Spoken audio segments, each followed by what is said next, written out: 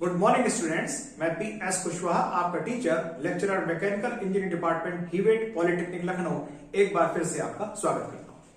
हम लोग complex stresses lecture की सीरीज पढ़ रहे हैं और कॉम्प्लेक्स स्ट्रेस की लेक्चर की सीरीज में अब तक आप पढ़ चुके हैं 7 लेक्चर और आज हम लोग पढ़ेंगे कॉम्प्लेक्स स्ट्रेस की लेक्चर सीरीज में lecture number 8।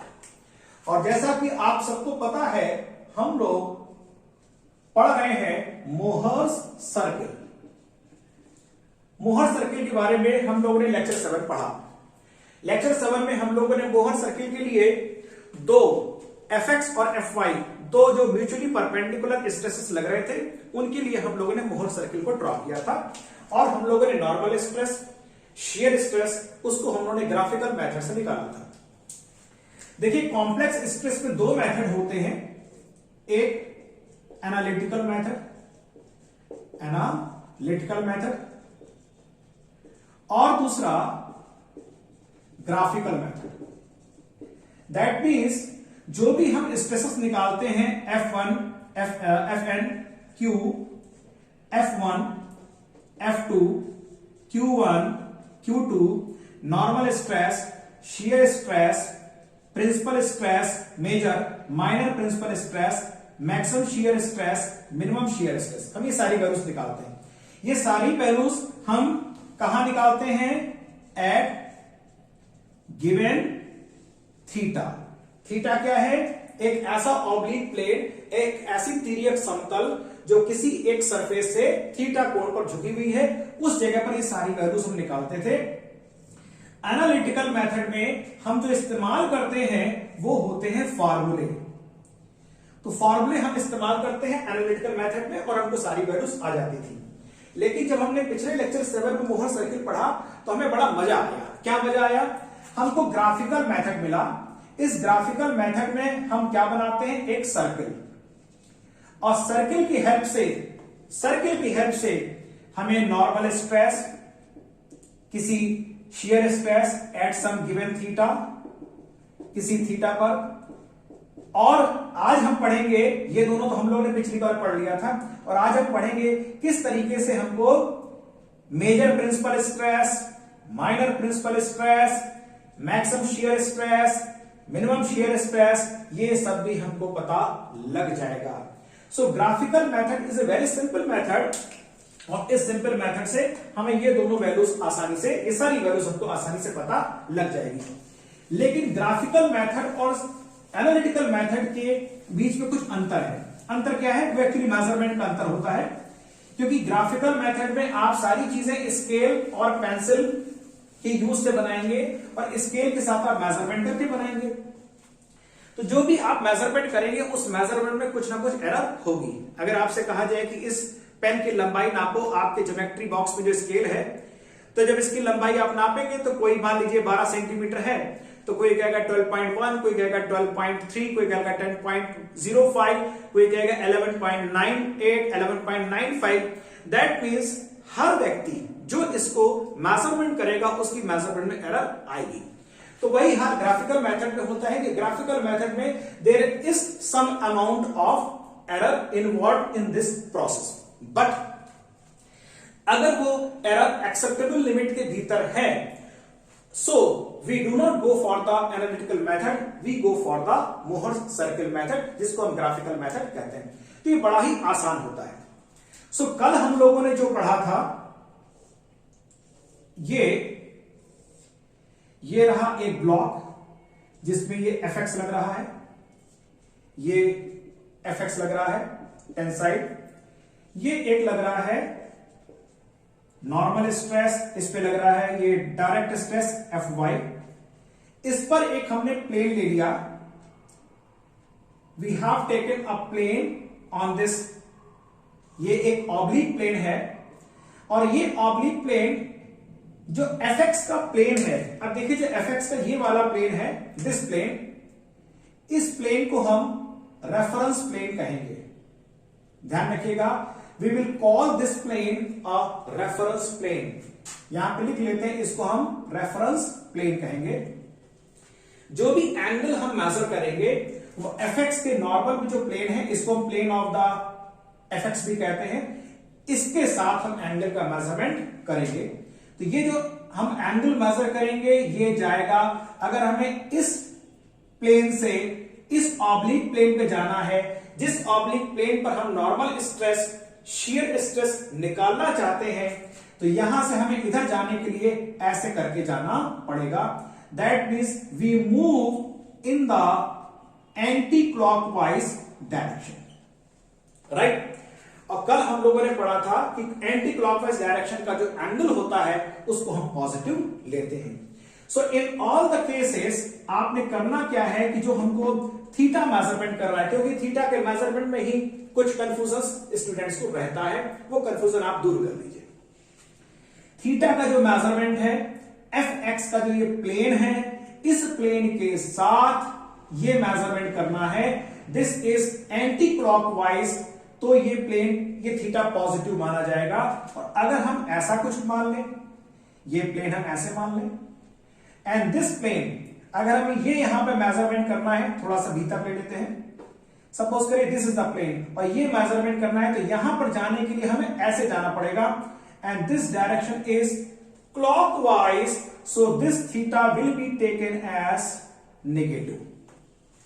So while drawing this Mohr circle, आपने थीटा का कैलकुलेशन को, थीटा का ध्यान रखना है, और सवालों में भी आप थीटा के बारे में इसी तरीके से वैल्यूज इनकी रखेंगे।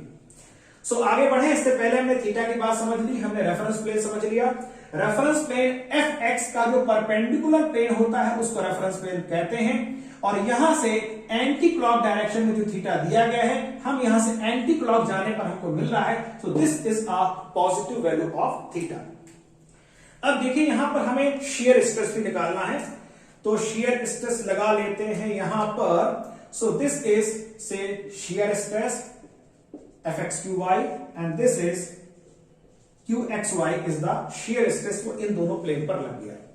ये जो shear stress है, इसका कॉम्प्लीमेंट्री shear stress यहां क्रिएट हो जाएगा, इसका कॉम्प्लीमेंट्री shear stress यहां क्रिएट हो जाएगा। हम लोगों ने पीछे पढ़ा था कि जब भी किसी प्लेन सरफेस पर shear stress लगता है, तो उस shear stress के कॉम्प्लीमेंट्री उतनी ही वैल्यू का shear stress उसको अपोज करने के लिए जनरेट हो जाता है। ये shear stress, ये shear stress, जरा इन दोनों की डायरेक्शन को ध्यान से देखिए। ये दोनों जो शियर स्ट्रेस हैं, इस ब्लॉक को कैसे घुमाने की कोशिश कर रहे हैं, एंटी क्लॉकवाइज, राइट। ये अगर एंटी क्लॉक घुमाने की कोशिश कर रहे हैं दोनों शियर स्ट्रेस, तो ये शियर स्ट्रेस इस फिगर में नेगेटिव माने जाएंगे। कैसे माने जाएंगे? Negative. So these two shear stress, जो इस ब्लॉक को, आप एफ एक्स का प्लेन देखिएगा रेफरेंस प्लेन पर, रेफरेंस प्लेन पे ये दोनों शियर स्ट्रेस, ये नीचे की ओर जा रहा है, ये ऊपर की ओर जा रहा है। ये दोनों शियर स्ट्रेस जब इस ब्लॉक को घुमाने की कोशिश करेंगे तो एंटी क्लॉक घुमाएंगे, और एंटी क्लॉक का मतलब इस शियर स्ट्रेस की वैल्यू को, कल हमने जो साइन कन्वेंशन पढ़ा था, एंटी क्लॉक वाले को हम मानते हैं नेगेटिव। और नेगेटिव शियर स्ट्रेस जो होता है वो ओ एक्स, जो एक्स एक्सिस वाली हमने लाइन ड्रॉ करी, तो उसके नीचे ड्रॉ करते हैं। So these are the once again the use of the sign convention, जो हमने यहां पर समझा कि एंटी क्लॉक थीटा, और थीटा नापना कहां से है, ध्यान रखिएगा थीटा आप हमेशा नापेंगे इस रेफरेंस प्लेन से। रेफरेंस प्लेन किसको लेंगे? जो एक्स वाला प्लेन है उस प्लेन को हम रेफरेंस प्लेन लेंगे, और ये वो प्लेन है जिस पर हम नॉर्मल स्ट्रेस, जिस पर हम शियर स्ट्रेस इत्यादि हम निकालना चाहते हैं। तो इस पे नॉर्मल स्ट्रेस, शियर स्ट्रेस सब निकल के आएगा, और ये वैल्यू, सारी वैल्यू हम एनालिटिकल मेथड से पढ़ चुके हैं, आज हम सबको ग्राफिकल मेथड से निकालना सीखेंगे। अब सवाल उठता है कि कल जो हम लोगों ने पढ़ा था उसमें एफ एक्स था, एफ वाई था, आज यहां पर बच्चों शियर स्ट्रेस भी आ गया है। So introduction of the shear stress, जब इस पिक्चर में क्यू एक्स आ गया, एफ एक्स एफ वाई पहले से था, लेकिन शियर स्ट्रेस के आने के बाद अब ये जो पूरा स्ट्रेस सिस्टम बन गया है, ये एक कॉम्प्लेक्स स्ट्रेस सिस्टम बन गया है। पहले केवल एफ एक्स था और एफ वाई था, लेकिन शियर स्ट्रेस के इंक्लूजन के बाद, शियर स्ट्रेस यहां पर पिक्चर में आने के बाद, अब ये जो स्ट्रेस सिस्टम है ये एक कॉम्प्लेक्स स्ट्रेस सिस्टम बन गया है। और अब हम F N, Q, F one, F two, इन सबको मोहर सर की हेल्प से निकालना सीखेंगे। सो ये वैल्यू एफ एक्स है, जैसा हमने पिछले सवाल में इसको मुझे याद पड़ रहा है कि 80 माना था और इसको 50 माना था। तो हमने यहां पर कहीं पर एक रेफरेंस प्लेन ले लिया, दिस इज से O and this is Y। और अब fx को मेजर करना है तो पहले एक x एक्सिस बना लेते हैं, दिस इज x एक्सिस, ये हमारा हो गया fx। तो fx के लिए ये ओरिजिन O है, इस पॉइंट को हम दे देंगे नाम L। So this point is say L, इस पॉइंट को हमने नाम दे दिया L, this is point L। So OL यहां पे हम लिखे जाते हैं, OL is equal to fx। उसके बाद fy, सो यहां से हम नाम दे देंगे, सो से दिस इज पॉइंट M और ये पॉइंट आ गया M and this is OM and OM is equal to fy। fx plot हो गया और ये प्लॉट हो गया। So this value is fy, this value is fx। Scale आप पहले से मान लेंगे, सपोज करिए 80 है, ये वैल्यू 50 है, हमने मान लिया था, इसको आज 40 ले लेते हैं। अगर हमने ये मान लिया कि ये 20 न्यूटन पर मिलीमीटर स्क्वायर 1 सेंटीमीटर के बराबर होता है, तो ये 4 सेंटीमीटर लंबी लाइन खींची जाएगी, ये 2 सेंटीमीटर लंबी लाइन खींची जाएगी, तो ये 4 सेंटीमीटर की हो जाएगी, ये 2 सेंटीमीटर की हो जाएगी। नाउ हमने fx दिखा दिया, fy दिखा दिया, अब बारी है शियर स्ट्रेस की। शियर स्ट्रेस हमने देखा रेफरेंस प्लेन पे कैसे लगा हुआ है, ऐसे लगा हुआ है। रेफरेंस प्लेन पे ऐसा है, इसका मतलब शियर स्ट्रेस इस ब्लॉक को एंटी क्लॉक डायरेक्शन में घुमाने की कोशिश करेगा। इसका मतलब कि यह शियर स्ट्रेस नेगेटिव है और नेगेटिव शियर स्ट्रेस इस रेफरेंस लाइन जो OX एक्सिस है, इससे नीचे की ओर दिखाया जाएगा। सपोज करिए इसकी वैल्यू कुछ हमने मान ली से 20 न्यूटन पर मिलीमीटर स्क्वायर। सो 20 न्यूटन पर मिलीमीटर स्क्वायर का मतलब यह हो गया कि ये वैल्यू माइनस में हो जाएगी और 20 का मतलब 1 सेंटीमीटर नीचे की ओर यहां से परपेंडिकुलर डालेंगे और 1 सेंटीमीटर नीचे की ओर एक हम लाइन ड्रॉ कर देंगे। नाउ अब हमें करना यह है कि हमने इसकी नेगेटिव वैल्यू नीचे दिखा दी, जितनी बड़ी ये लाइन हमने खींची है for denoting this shear stress, उतनी बड़ी लाइन हम M पर भी यहां परपेंडिकुलर डालेंगे x एक्सिस पर, उतनी बड़ी लाइन यहां पर हम ड्रॉ कर देंगे। सो ये हमने यहां पर लाइन ड्रॉ कर दी, जितनी बड़ी ये लाइन हमने ड्रॉ करी थी, सेम उतनी बड़ी लाइन हमने यहां पे ड्रॉ कर दी। इसको हम यहां बोल देते हैं से T and this value is से S, इसको वैल्यू को हमने S बोला। अब करना क्या है, आपने शियर स्ट्रेस एंटी क्लॉक था, नेगेटिव था, आपने L पॉइंट पर नेगेटिव में शियर स्ट्रेस यहां पर आपने दिखाया, उतना ही शियर स्ट्रेस आपने यहां पर ऊपर की ओर दिखा दिया। अब आपने S और L को, S और T को ज्वाइन करना है, हमने इसको ज्वाइन किया, ये देखिए यहां पर आके ज्वाइन हो गया। जिस जगह पर ये लाइन इस x एक्सिस को काटेगी, this is centre of the Mohr circle, ये मोहर सर्किल का सेंटर है। MT is the radius of the Mohr circle. Similarly, NS is also the radius of the Mohr circle. अब आपको N को centre मानना है, NT को radius लेना है और इसको सेंटर मानते हुए आप एक मोहर सर्किल को ड्रॉ कर देंगे। So let us draw this circle. हम इसको यहां से ऐसे ड्रॉ कर देते हैं क्योंकि अब यह वापस घूम के हमें यहां से गुजरना है।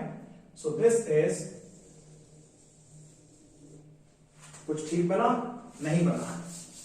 ठीक बनाते हैं, कोशिश करने वालों की हार नहीं होती।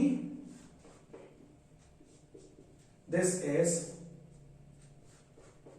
Mohr's circle. यहां थोड़ा सा गड़बड़ है, इसको ठीक कर लेते हैं। सो दिस इज मोहर्स सर्किल। यहां भी थोड़ा ठीक कर लेते हैं क्योंकि कविता है, कोशिश करने वालों की कभी हार नहीं होती। सो ये हो गया, मोहर सर्किल कंप्लीट हो गया। मोहर सर्किल कंप्लीट होने के लिए रिवाइज करते हैं। पहले हमने एक्स एक्सिस बनाई, OL को हमने लिया FX, तो OL हो गया FX, OM ये हो गया FY, NL क्या हुआ? और ओ एन क्या हुआ, ओ एन क्या हुआ, ये हो गया F X plus F Y upon 2, this is O N. L N क्या हुआ, ये वाली value, this value is F X minus F Y and upon 2। Look, ये वैल्यू एफ एक्स है, ये एफ वाई है, ये बचा F X minus F Y, ये उसका हाफ है तो upon 2। And this is negative of Q X Y. क्यों नेगेटिव, क्योंकि ये एंटी क्लॉक था, नेगेटिव दिखाना है, it is negative Q X Y, ये भी क्यू एक्स वाई हो जाएगा जो हमने सेंटर लेने के लिए ड्रॉ किया था। अब करना ये है, let this angle is beta, ये एंगल है यहां पर बीटा। अब बच्चों थीटा की बारी आ गई। ये थीटा हमने इस डायरेक्शन से एंटी क्लॉक में नापा है, इस प्लेन से थीटा में हम एंटी क्लॉक गए हैं। आपको एन टी इस लाइन से 2 थीटा आपको आगे बढ़ना है, 2 थीटा। मान लीजिए यहां तक हमारा 2 थीटा एंगल आ गया, और इस 2 थीटा के बाद इसको आपने यहां पर मिला देना है। थोड़ा लाइन टेढ़ी हो गई है, इसको सीधी कर लेते हैं। से this is 2 theta, this value is 2 theta, right? अब ये जो 2 theta हमने यहां पर मिलाया है, this 2 theta, ये वैल्यू है 2 theta। और ध्यान ये रखना है, ये एंटी क्लॉक मेजर किया है आपने इस प्लेन से, तो यहां पे एंटी की जो लाइन आई है, रेडियस है, यहां से आपने 2 थीटा इधर की ओर जाना है। So this is theta and this is 2 theta. अब हम इस जगह से इसको एक हम नाप दे देते हैं, दिस पॉइंट इज P। यहां से एक्स एक्सिस पे डालेंगे परपेंडिकुलर, तो ये हमने डाल दिया perpendicular, and this point is Q, right. अब सवाल ये उठता है कि हमने एक साथ डायग्राम कंप्लीट कर लिया। डायग्राम में हमने देखा ये थीटा था, तो हमने एंटी से 2 थीटा पे हम जाएंगे और ये रेडियस को यहां पे मिला देंगे। इस पी पॉइंट से एक्स एक्सिस परपेंडिकुलर डाला जाएगा, ये हो जाएगा P Q. So this value is shear stress at a plane which is inclined at an angle theta with this plane, उस पर shear stress आपको आ चुका है। And where is our normal stress? So this is normal stress on this plane। इस plane का normal stress भी आ गया और shear स्ट्रेस भी आ गया। अब अगर हम O और P को मिला दें, आइए मिलाते हैं O और P को, dot dot dot dot dot dot dot dot dot. So O P को मिलाने से जो हमको लाइन मिली, this is resultant of FN and Q, इन दोनों का रिजल्टेंट आ गया। एंड दिस इज, आपको पिछली बार भी बताया था मोहर सर्किल में, दिस इज द ऑब्लिक्विटी। और याद करिए इस ऑब्लिक्विटी का जो वैल्यू था, this is Q upon FN हमने निकाल दिया था। वैसे भी आप अगर right angle triangle O P Q, समकोण त्रिभुज O P Q को देखें, so tan phi is equal to Q, ये value, and upon O Q, और O Q किसके बराबर है, ये FN के बराबर है। सो हम FN यहां पर लिख सकते हैं। सो हमने यहां पर FN और इन चीजों को हमने निकाल के देख लिया। लेट अस सी कि इस पूरे फिगर में रेडियस किसके बराबर है, तो जरा देखते हैं रेडियस क्या है। Radius is this value, NT radius है, NS रेडियस है, NP रेडियस है। इस ट्रायंगल को जरा ध्यान से देखेंगे, NLT, in triangle NLT radius हो गया NT, so NT radius is equal to NT is equal to NL square, इसको थोड़ा सा हटा देते हैं, NL square plus NT is equal to NL square plus LT square. And NL is what, NL ये देखिए लिखा हुआ है, this is fx minus fy upon 2 whole square plus what is LT? LT is minus QXY, ये square हो जाएगा, so this will become QXY square. इसका जरा यहां पर स्क्वायर होने के बाद 4 हो जाएगा। 4 जो है एलसीएम आएगा 4, तो ये 4 यहां पर चला जाएगा। 4 जो है अंडर रूट के बाहर आएगा, सो रेडियस हम यहां पे लिख लेते हैं, radius is equal to 1/2 and fx minus fy whole square plus 4QXY square. सबको बात समझ में आ गई? जब यहां पे हम लेंगे तो स्क्वायर कर देंगे। अब मान लीजिए मैंने स्क्वायर कर दिया तो इस पर तो पूरा स्क्वायर हो गया, परंतु ये 4 हो गया। फिर जब एलसीएम लेंगे तो एलसीएम लेने के बाद ये चीज तो एज इट इज रह जाएगी, ये 4 यहां चला जाएगा, अंडर रूट पे पूरा है। फिर ये 2 हमने ये बाहर आएगा, 2 बन जाएगा, इट इज 1/2 और रूट के अंदर ये वाली वैल्यू आ जाएगी। This is our radius of this Mohr circle of a complex system. अब हमें कुछ और बातें, हमने देखा इस ट्रायंगल में, in this triangle NL and NT। NL क्या है? NL इज, अगर इस ट्रायंगल में देखें, NL is R cos beta. So हमने देखा कि NL is R cos beta. Okay, so NL is R cos beta. What is LT? LT is equal to R sin beta. देख लीजिए इस ट्रायंगल में ये परपेंडिकुलर है, लंब बटे विकर्ण R sin बीटा। अब जरा हम नॉर्मल स्ट्रेस की वैल्यू निकालते हैं कि नॉर्मल स्ट्रेस आएगा कैसे। So normal stress Fn is equal to ON plus NQ। ध्यान दीजिएगा ये NQ है, Q पॉइंट और L पॉइंट थोड़े नजदीक से हैं, परंतु ये यहां तक की डिस्टेंस है P से परपेंडिकुलर डाला था Q, so this value is Fn, ये वाली वैल्यू यहां तक की वैल्यू है। So ON as it is रखते हैं। NQ क्या होगा? NQ, दिस NQ इस ट्रायंगल में ये रेडियस है, NQ is equal to R cos of what angle? cos of this angle, और ये एंगल है 2 theta minus beta. So NQ is R cos 2 theta minus beta. ON इसका बार में कर लेंगे, R cos 2 theta cos beta plus R sin 2 theta and sin beta. ON plus R cos beta, R cos beta. Okay, ये किसके बराबर है? NL। NL क्या है? NL NL is fx minus fy by 2।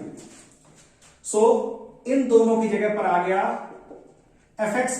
एक काम करते हैं, फिर इसको भी रख ही लेते हैं। ON की value ON is what? fx plus fy by 2 and this is fx minus fy by 2 cos 2 theta plus R sin beta, R sin beta। LT is equal to what? Q, and this Q is Q, ये value Q हो गई, and this is sin 2 theta। So we have the expression fx plus fy by 2 plus fx minus fy by 2 cos 2 theta plus qxy and sin 2 theta। And this is the required formula of the normal stress, जो हमने analytical method से derive किया था, वो हमको यहां पर graphical method, मोहर सर्किल के मेथड से हमको मिल गया है।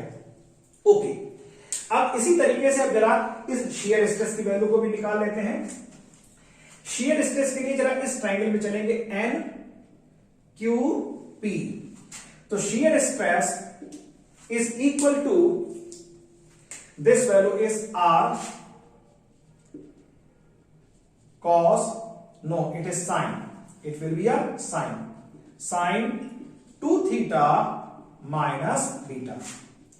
This is R, and this will be sine 2 theta and cos beta minus R cos 2 theta and sine beta. यहां से पकड़ते हैं R cos beta, R cos beta NL. What is NL? This is fx minus fy by 2 sine of 2 theta, right? उसके बाद हमने यहां से R cos beta पकड़ा, R cos beta is NL, NL is fx minus fy by 2, R sin beta, R sin beta, and it is Q. So minus Q, ये minus फॉर्मूले का है, and cos 2 theta, right? So this is the required formula of shear stress. This is the required formula of normal stress. और इस तरीके से हमें इस एक्सप्रेशन से shear स्ट्रेस पता लग जाएगा, नॉर्मल स्ट्रेस पता लग जाएगा, और किस प्लेन पर, उस प्लेन पर जो प्लेन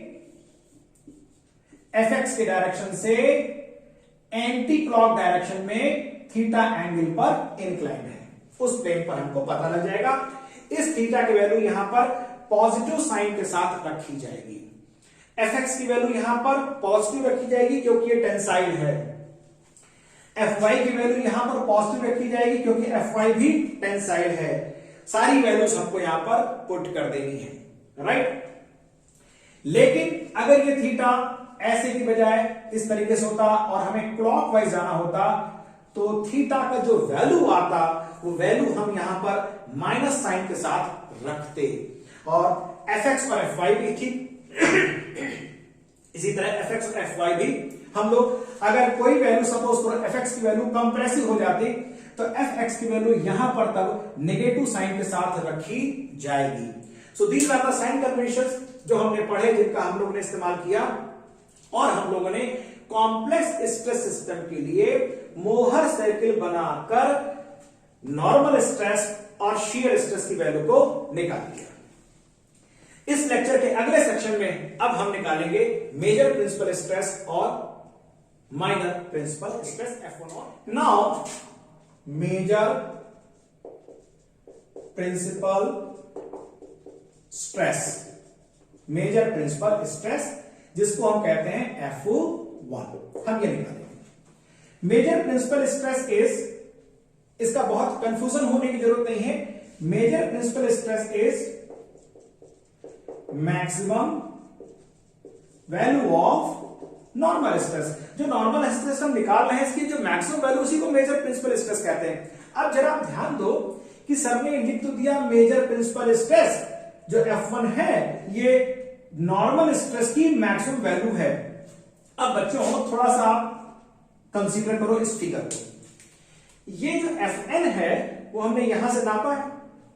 अब ये कह रहा है कि Fn की सबसे ज्यादा वैल्यू, सबसे बड़ी वैल्यू, तो Fn की सबसे बड़ी वैल्यू कब होगी? Fn की सबसे बड़ी वैल्यू अगर इस सर्किल में देखी जाए और नापना हमको O से है, तो Fn की सबसे बड़ी वैल्यू मिलेगी जब ये हम यहां से नापते नापते O पे तो हम खड़े ही हैं नॉर्मल के लिए, और हम आ जाएं इस जगह पर U, इस पॉइंट को हमने U कहा। दैट मींस अगर P पॉइंट शिफ्ट होकर U पॉइंट पर आ जाए, इस सर्किल के बिल्कुल इस किनारे पर जहां पे x एक्सिस कट रहा है, तो Fn का वैल्यू बढ़ते बढ़ते यहां पर आ जाएगा, right? Maximum value of normal stress, therefore if P comes to U, Fn becomes what? Maximum. और जिसको हम कहते हैं major principal stress. So F1 is equal to O U is equal to O N plus O N plus N U plus N you.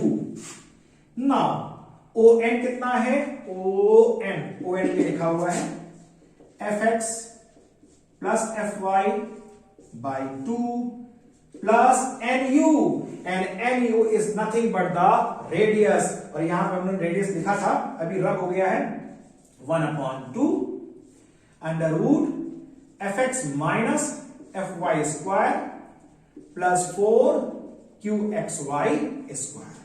This is major principal stress. और एक बड़ी interesting बात ध्यान से सुनिए, जहां पर मेजर प्रिंसिपल स्ट्रेस होता है वहां पर शियर स्ट्रेस 0 होता है।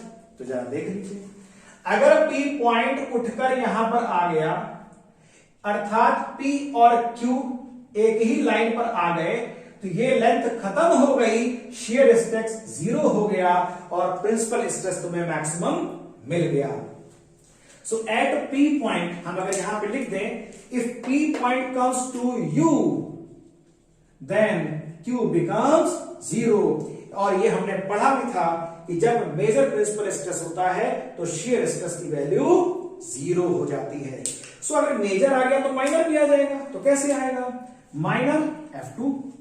जरा यहां आइए, अगर ये P पॉइंट सर्किल के इस किनारे के जगह शिफ्ट होके इस किनारे पर आ जाए, से दिस पॉइंट इज V, इसको हमने V कहा, यानी ये P पॉइंट शिफ्ट होके यहां पर आ जाए तो OV के बराबर हो जाएगा नॉर्मल स्ट्रेस, यानी कि minor principal stress, principal stress की, नॉर्मल स्ट्रेस की सबसे छोटी वैल्यू। So this is minimum value of Fn। ये किसके बराबर हो जाएगी, OV, किसके बराबर, ON minus NV, minus NV नाम का एक 11 का बहुत फेमस स्कूटर आता था। So this is F2 is equal to ON, this is Fx plus Fy by 2 minus NV, और NV क्या है, रेडियस, तो रेडियस की वैल्यू तो लिखी हुई है 1/2 under root Fx minus Fy का whole square 4qxy square, and this is the minor principal stress. और फिर से देखिए, अगर ये P पॉइंट फिर से यहां पर आ गया तो PQ की लंबाई 0 हो गई, शियर स्ट्रेस का मान यहां पर 0 हो गया। तो इस तरीके से हम लोगों ने शियर स्ट्रेस की 0 होने वाली स्थिति जो कि यहां पर बनेगी और यहां पर बनेगी, देख लिया किस तरीके से हमको यहां पर major principal stress, minor principal stress मिल जाते हैं। इसका मतलब अगर हमने मोहर सर्किल बना लिया तो यहां से लेकर सर्किल की ये वाली दूरी F1, यहां से लेकर ये वाली वैल्यू F2, यहां से लेकर ये वाली वैल्यू Fn और Q का रिजल्टेंट, यहां से लेकर ये वाली वैल्यू Q तक की नॉर्मल स्ट्रेस, P से लेकर Q तक की ये खड़ी वाली दूरी शियर स्ट्रेस हमको पता। अब अभी एक बात ये रह गई कि शियर स्ट्रेस का अधिकतम मान कहां पर होगा, तो देख लेते हैं बच्चों। ये है shear stress, this value is shear stress. अब अगर ये परपेंडिकुलर है एक्स एक्सिस पर, तो अगर ये P पॉइंट यहां आ जाता तो परपेंडिकुलर छोटा हो जाता, यहां आ जाता परपेंडिकुलर और छोटा हो जाता, इस पार पे परपेंडिकुलर 0 हो गया। इसका मतलब अगर ये परपेंडिकुलर, ये P पॉइंट इस ओर शिफ्ट करेगा तो शियर स्ट्रेस की वैल्यू मैक्सिमम होगी।